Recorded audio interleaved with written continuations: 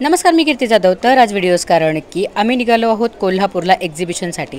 मार्गशीर्ष महिन्याचा शेवटचा गुरुवार होता, त्यामुळे मी पूजा करून निघाल्यानंतर थोड्याच अंतरावर गेल्यावरती आम्ही घेतला चहा.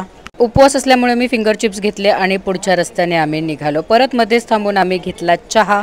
2025चा मोटिवेशनल कोट असलेले टी शर्ट वेअर करून आम्ही पोहोचलो कोल्हापूरला. आम्ही डिरेक्टली एक्झिबिशन ग्राउंडवरतीच चाललो होतो, त्यामुळे जाताना आम्हाला एक्झिबिशनचे भरपूर असे फ्लायर्स दिसले.